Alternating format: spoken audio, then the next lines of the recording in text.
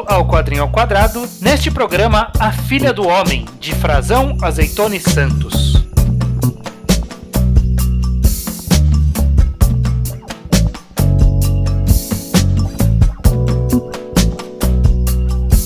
Muito bem, sejam bem-vindos a mais um Quadrinho ao Quadrado. Eu sou o Estranho, aqui com...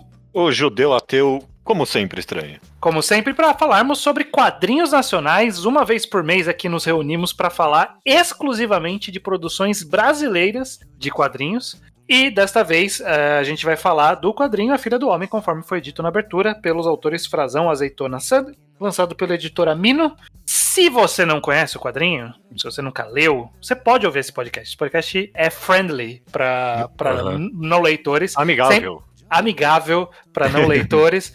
A gente tem uma primeira parte sem spoiler, que a gente faz uma conversa um pouquinho sobre o que é o quadrinho, explica um pouquinho o que a gente acha, e depois tem sempre uma partezinha com spoiler, e vai ser o caso aqui desse gibi. Ele é mais curto, e quando é mais curto a gente tem essa tradição, Judeu, de falar de 2 quadrinhos na mesma semana, correto? É, correto. Então essa semana vão sair 2 episódios, que é quadrinho curto, não é a exceção, é a regra do quadrinho nacional. Então de vez em quando a gente pega uns mais curtinhos. Então começa a semana com A Filha do Homem, mais pra frente vai ter E o Mar Me Trouxe Até Aqui. Mas primeiro a gente já tá com a data marcada pra isso. Exato, então vamos começar por ele. Antes disso, o último recadinho. Sim. Apoia-se, Judeu! apoia.se/ao quadrado. Seu dinheiro vai de volta pro quadrinho nacional. Não tem erro, ok? Você dá o dinheiro pra gente, ele cai de volta. A gente lê o quadrinho, compra o quadrinho, lê e fala pra você se você pode gastar dinheiro com o quadrinho ou não. Perfeito. Doando R$10, que não é o bastante pra comprar nenhum quadrinho, inclusive. Você tem seu nome lido aqui de forma rotativa, correto? Exato, como as seguintes pessoas: Vlad Schuller, Eric Caissara, André Lopes de Souza e Oliveira, Natan Davi de Castro e André Assuda. Muito obrigado. Sem mais delongas, Judeu. Bora lá, Estranho. Me faz a pergunta. Vou te perguntar sobre o que é A Filha do Homem. A Filha do Homem, mais uma vez, quadrinho curto, eu não quero entregar muito, né? Mas conta a história do pastor Davi. Ele é um pastor em alguma cidade X do Brasil e pastor de alguma religião neopentecostal, não nomeada nem nada. E ele é atormentado por fantasmas de algo terrível. Suponha-se que ele fez no passado dele, que carrega uma enorme culpa de alguma coisa que ele fez, e a gente vai acompanhar a jornada dele tentando exorcizar da mente dele esses fantasmas. É a forma bem correta de descrever como exorcizar, porque ele é um quadrinho, para todos os efeitos, meio que de terror, né? Meio suspense, terror, horror ali. Ele tem clima bem soturno ali, um mistério envolvendo essas figuras que assombram ele. E ele é sendo atormentado o tempo todo, fazendo rezas e orações. 99% do quadrinho, ele falando passagens evangélicas ali. Pois é, o quadrinho, ele tem umas partes no flashback, mas eu acho que no tempo atual não tem uma fala que esse personagem fala, quase... não, tem uns momentos que ele grita ali com os fantasmas, mas quase tudo que ele fala são trechos bíblicos, né, não tem... Sim. É muito, muito particular nesse sentido.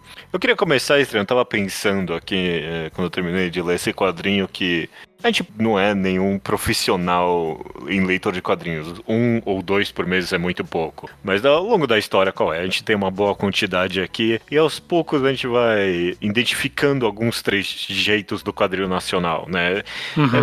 É um mercado muito pequeno e muito feito de coisas independentes, então não tem algo tão concreto assim, não tem uma indústria que impõe algum padrão, que nem, sei lá, os mangás japoneses. E se tem algo que um tema com certeza presente no inconsciente coletivo do artista brasileiro, do quadrinista brasileiro, é a religião neopentecostal, sabe?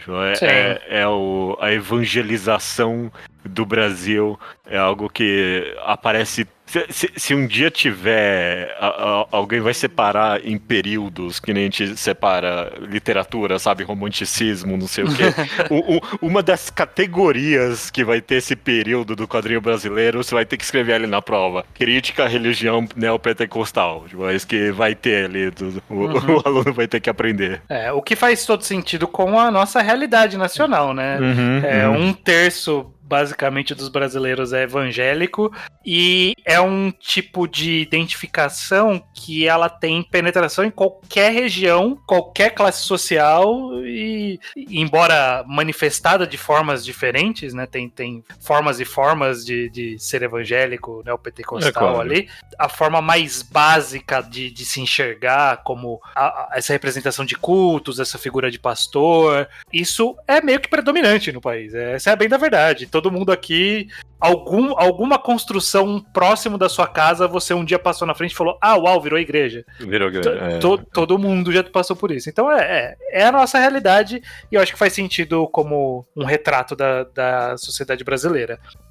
É só o que eu me peguei pensando, com certeza não é o primeiro quadrinho que a gente comenta que tem a vontade de comentar sobre a evangelização do Brasil, só recentemente, se bem que eu não sei o quão dá pra falar que é tão diretamente neopentecostal, mas recentemente, como Pedra tem alguns trejeitos aí, ou sei lá, foda-se, lavagem. Se você olhar aqui a lista dos quadrinhos que a gente comentou, é um tema que aparece direto. Sim. E eu fiquei pensando, eu não tenho essa resposta, é uma pergunta que eu me fiz sem ter uma resposta. Eu vou lançar a pergunta pra você, estranho.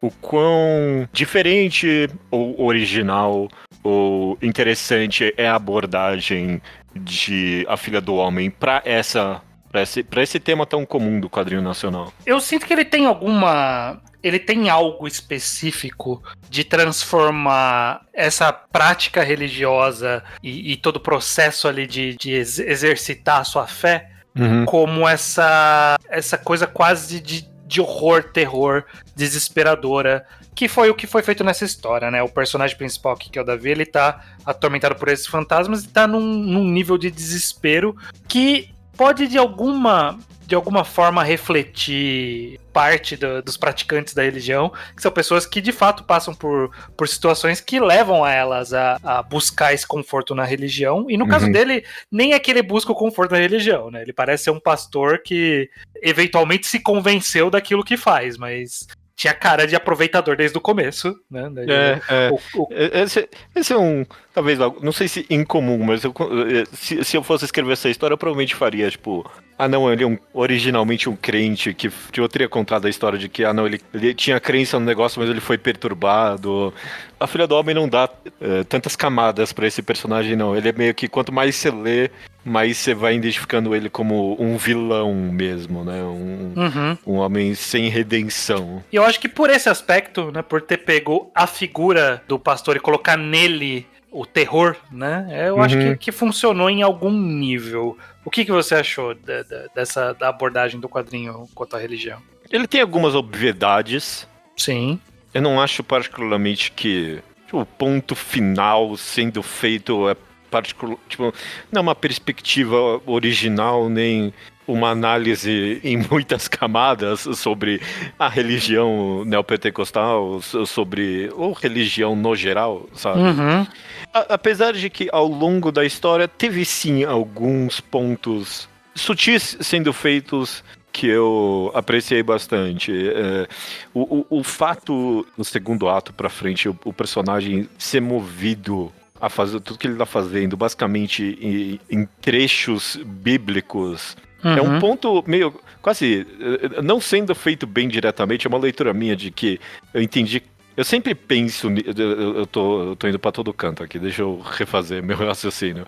Eu sempre penso que é um defeito comum de muitas religiões, de pegar trechos, tipo, isolados, bíblicos, e completamente tirar eles de contextos, e colocar isso como uma lição divina. Até judaísmo faz isso. Algo que na Bíblia Deus fala pra algum profeta em um contexto ali específico, a pessoa completamente remove isso do contexto, e muitas das ações do Davi é meio que isso, tipo, ele tá pegando esses trechos bíblicos completamente isolados e, tipo, agindo conforme eles, sendo que não tem contexto nenhum, é só essas falas soltas que ele vai jogando, tanto quando ele tá pregando, quando ele tá agindo fora em algumas horas ali.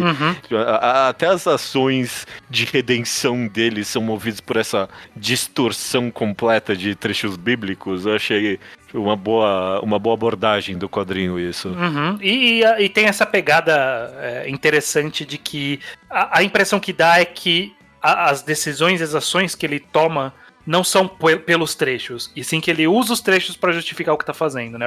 É meio que a lógica inversa. Ele não tá lendo os trechos bíblicos e tomando aquilo como verdade, e sim justificando aquilo que ele já decidiu fazer, procurou os trechos ali que justificavam e permitiam que ele fizesse o que ele queria. Né? Que é o que causa desde o começo o problema, e que ele termina o quadrinho fazendo também uma nova ação, todas as duas motivadas por interesses próprios, embora o primeiro tenha sido, entre aspas, prático e o segundo seja no desespero, mas os dois ele busca uma lógica justificativa ali nas escrituras. Tanto que bom, eu não vou falar isso, vou falar isso na parte com spoilers. Mas pelo menos um spoiler que você tá tentando evitar, e eu não tenho problema em dar, é que uma das coisas terríveis que ele faz ali é abusar de uma menina. Acontece no começo do quadrinho. E na questão principal de todos os quadrinhos que a gente leu, que tem essa abordagem mais crítica à religião, principalmente evangélica, eu acho que tá um pouco faltoso esse aspecto do abuso por parte de figuras de poder religioso, sim. Principalmente porque o consciente coletivo ainda é de que, não, isso é coisa... Ainda é a marca registrada da Igreja Católica, sabe? O abuso de crianças. Quanto mais tem... Sendo que semanalmente tem uma notícia de um pastor sendo preso por alguma coisa assim. Eu com certeza tenho percebido que, sim, essa marca tá começando a se expandir mais no consciente das pessoas. Eu acho que o pastor tá começando a ficar com fama de pedófilo também, eu acho. Então, sim. Então, com certeza, de várias críticas que dá pra ter à religião, essa é uma... que talvez não tenha aparecido tanto em outros quadrinhos, e aqui foi interessante apresentar, e que nem você falou, o fato de vir junto com essa justificativa bíblica do negócio é muito bem feito, eu gosto bastante disso. Sim. E há alguma nuance nessa crítica à religião, quando o quadrinho coloca junto com o Davi mais outros dois pastores ali daquela igreja dele, que estão comentando essa loucura dele.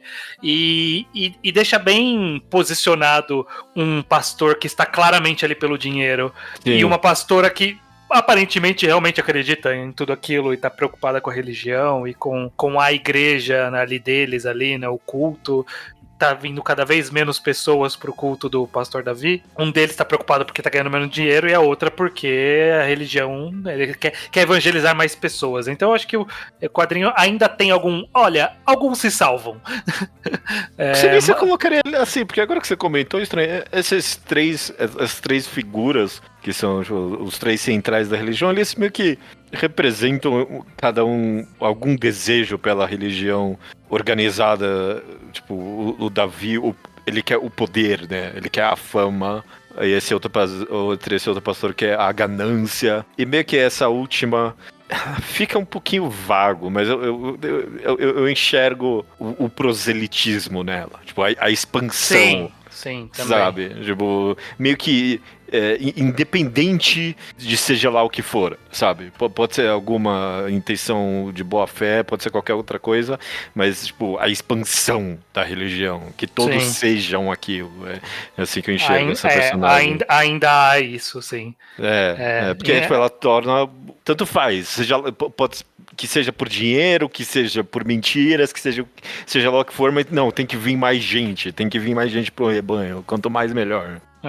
Isso sim. Isso sim, porque é meio que a característica dessa religião, né? Eles buscam essa salvação de todo mundo, quer você queira, quer não, né? Exato. Dito isso, o quadrinho, como a gente falou, ele tem essa passagem muito de... Eu chamei de horror-terror, eu não sei se talvez é a melhor descrição ali, né? Mas ele tem essas figuras dos fantasmas que assombram ele, que quase são bem... thriller, né? Quase E tem esse mistério de quem são essas pessoas, e aos poucos o quadrinho vai revelando.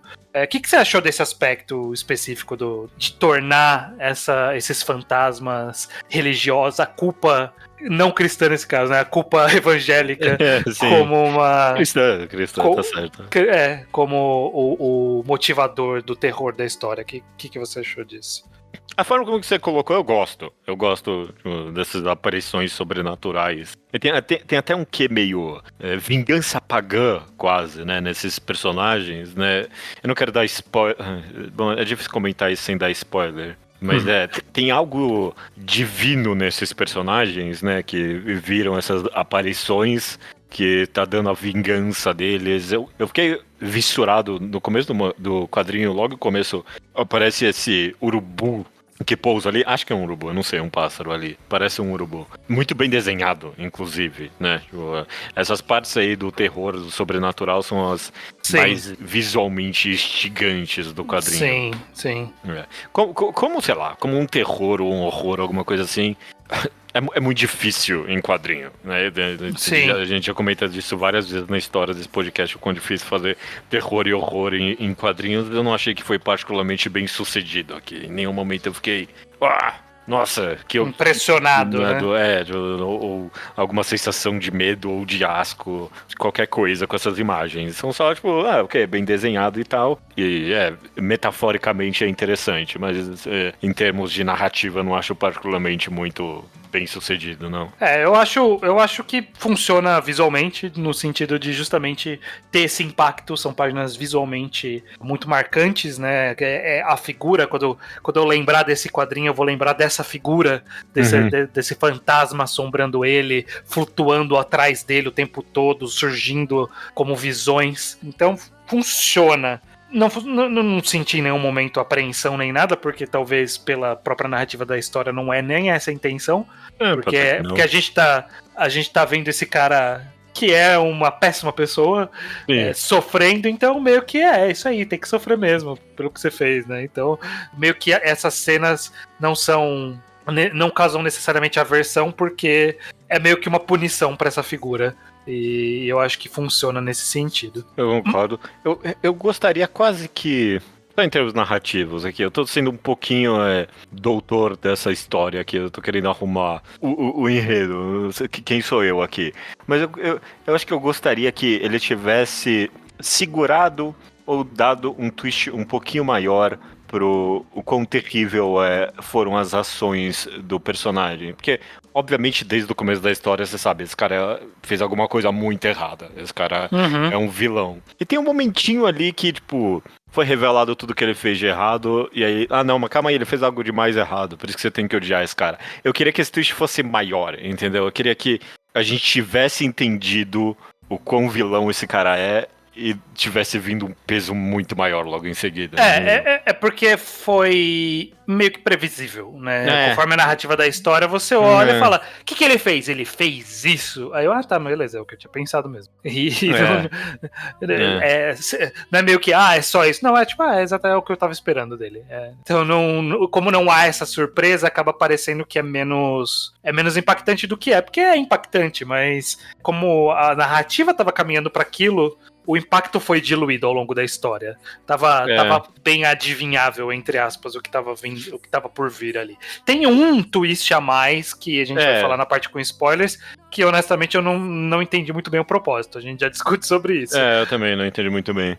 Mas também. E talvez até um pouquinho por causa disso, eu achei que o clímax da história não foi tão climático quanto poderia de ser, talvez. Sim. A punição que esse personagem merecia era maior do que o final do quadrinho entregou pra mim em algum sentido, sabe?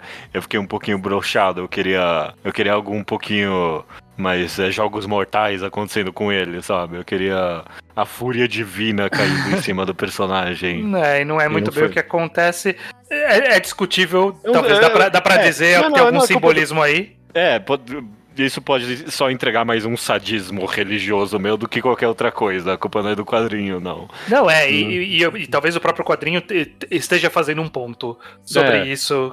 A gente pode também falar um pouquinho disso com spoilers. Mas eu também acho que, de forma geral, não é que todo, tirando esse twist que eu falei que era previsível, não quer que o resto do quadrinho é previsível. Mas assim que no fringir dos ovos ali, no arco final de tudo, meio que, ok, dentro de um parâmetro que eu estabeleci que poderia ser essa história, ele tá ali dentro. E por não ter tido essa surpresa, talvez tenha ficado um pouco abaixo a conclusão do que eu gostaria que fosse, realmente. Perfeito. Beleza, Judeu. É um quadrinho curto, não vamos estender mais, já até falamos bastante dele. Nossa. Se você não leu A Filha do Homem, você pode ir atrás se interessou pelo que a gente falou aqui. Ele é bem curtinho, tem bastante, bem disponível aí. A Mino vira e mexe tá fazendo promoção, então é bem fácil de encontrar e comprar em promoções. Já tem Black Friday aí, então oportunidades não faltam. E aí, depois que você lê, pode voltar aqui para ouvir a parte com spoilers que a gente vai fazer agora, depois da música, beleza? Beleza. Bora lá. Por tão pouco, por entre as mãos, deixamos nosso amor escapar. Beleza, Judeu. Eu quero falar um pouco sobre o twist, mas antes de falar sobre o twist, eu quero concluir esse raciocínio do finalzinho da parte anterior, sobre a punição, sobre o que representa, né?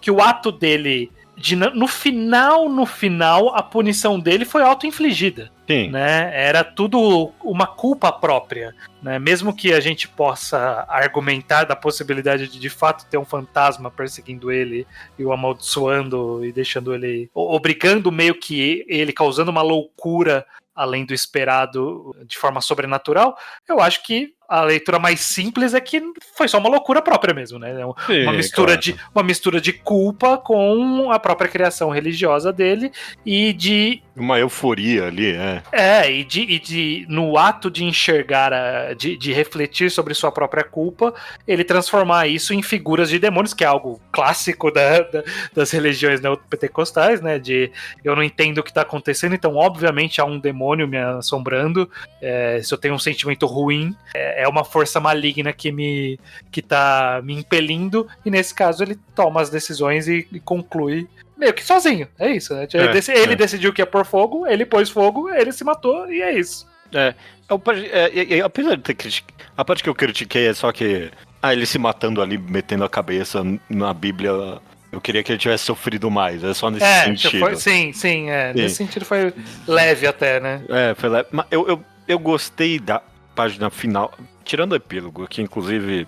A gente já comentou desse epílogo, mas a página final, de fato, do quadrinho, que é ele ali deitado e no fundo tem essa aparição ali da figura demoníaca e fogo, e muito fogo ali, né? Tem tipo... Sim. E ele mesmo ali tá pegando fogo. Eu quase leio com uma interpretação talvez um pouquinho forçada, mas eu com certeza gostei da ideia de que tem um ponto sendo feito aqui de que, ele vai pro inferno mesmo assim. Esse martírio dele valeu por nada, entendeu? Não pagou o quão terrível foram os atos dele ali. Ele não colheu nada do que ele semeou. Ele ainda vai ser amaldiçoado na eternidade. E há essa representação também religiosa de que meio que ele causou esse inferno na Terra, né? No final, né? Então ele já está no inferno e no inferno autoimposto, justamente. Ele causou tanto essa aparição demoníaca é culpa dele, quanto o fogo que está em volta dele e ele morto em cima da Bíblia, tudo isso é obra dele, né? Então ele é o culpado dessa própria danação que ele eventualmente seria vitimado. Então, perfeito. Simbolicamente é isso. Aí vem esse epílogo que traz esse... direito estranho, você entendeu? Trouxe esse twist que a gente achava que era a filha crescida, né? A filha que tem os 3 braços, que essa figura tem esse terceiro braço. E a gente achava que era... Eu não achava isso, não. Você achava que era o quê? O que você achava que era essa figura? A representação etérea de todas essas figuras juntas. Eu meio que entendi o que era o twist, mais ou menos. Meio que... ok, faz sentido. Que ele está sendo assombrado por uma figura de 3 braços porque ele matou a filha de 3 braços e a figura de 3 braços que lembra a mulher e a amante dele e pela culpa. E aí no final é meio que não é uma junção etérea, é uma junção física. Por algum motivo elas se juntaram fisicamente e a figura que lembrava mais a amante e a filha, na verdade era a esposa dele, com o braço da filha. E eu meio, e aí? Eu não entendi o ponto de por que teve isso ali, não. Por quê, né? Afinal. Não entendi também, não. Ela não tá viva, né? Tipo, não é que ela tá Não, viva né? e fazendo isso e, tipo, não é na história de o monstro tá dentro da parede, não é isso, não. Ok, né? Ela tá morta assim, né? Sim. Eu acho. Eu também acho, e mesmo que não for, é aquilo que a gente discutiu, em nenhum momento houve no quadrinho a impressão que esses espíritos estavam causando algo que não a loucura nele. Então pode ser da mente dele, pode ser que algo realmente estava influenciando. Se esse bicho é pra eu entender que não, ela tá viva. Tudo isso aí é de verdade. Eu vou achar muito bobo. Eu acho que não é. Se for isso, é muito bobo. Eu prefiro. Eu vou fingir que eu não entendi assim, ok? Porque se é bem bobinho. Ela realmente se tornou, ascendeu a uma figura esotérica e de poderosa. Não acho que foi isso. E acho só que ficou, sei lá, até visualmente estranho. Por quê? Por que fez isso? Qual era o propósito dela tirar o braço da criança e colocar em si mesma? Não precisava, né? É meio que se não tivesse isso, a história estava concluída. E esse acréscimo não é que ele traz uma nuance ou traz um outro ângulo de visão, assim, ele só deixa confuso, sem muito propósito, ao meu ver. Eu também não gostei muito, não. Dito a mulher isso, pegando a tesoura pra cortar o braço da criança, como que ela cortou o braço com a tesoura? De onde veio essa tesoura? Ok, eu também achei bem bom. É estranho. É estranho. Dito isso, alguém te deixou de comentar porque não queria estragar a história, é o fato dessa filha de abuso ser possivelmente uma figura divina, né? Tipo, nasceu com chagas nas mãos. Não sei, de um braço a mais. Um braço a mais que, tipo, por isso que eu falei de vingança pagã, sabe? Tipo, me faz pensar em deuses hindus e tudo mais, um braço a mais. Eu com certeza pensei no clichê que se fala hoje em dia de que, se Jesus voltasse, os seus seguidores iam matar ele, né? Sim. E com certeza algo bem direto sendo dito aqui, que tem essa figura divina sendo vista aqui e o pastor é quem mata ela. Sim, não é nem o seguidor, olha só o twist, né? Não é nem os seguidores de forma geral realmente estavam adorando ela. Até de uma forma semi-pagã, justamente, né? Porque não deveriam adorar símbolos, mas. E ela era um novo símbolo, se bem que, bom, eles esperam um Messias também, então. Se eles achavam que a criança era Messias, tá certo. Adorar, ok. Eles estavam ali adorando e foi só a inveja e a culpa do pai que causou a morte, então. Bom, eu acho que é isso. Pra comentar com spoilers, estranho. Eu também. Uma história bem, apesar de comentar um pouco da obviedade dela aqui, quanto mais a gente conversa, mais eu percebo que essas várias coisinhas diferentes que tem nela se juntam em algo um pouquinho mais próprio. Não é tão óbvio no final das contas, apesar de que em termos narrativos não é nem um pouco surpreendente, eu diria. E não especialmente memorável, mas cumpre seu papel aqui. Ele se destaca o suficiente pra justificar ser uma leitura agradável. O suficiente. Saiu com um pensamento positivo de A Filha do Homem, no final das contas. Esse é o máximo que eu tô disposto a dizer. Exato. É um quadrinho que tá aí. Tá aí. É um quadrinho que tá aí. Beleza, Judeu. A Filha do Homem acabou, como a gente já tinha anunciado. Ainda esta semana tem mais um programa. O Ilmar me trouxe até aqui. Então a gente se vê até daqui a pouco na semana. Até daqui a pouco.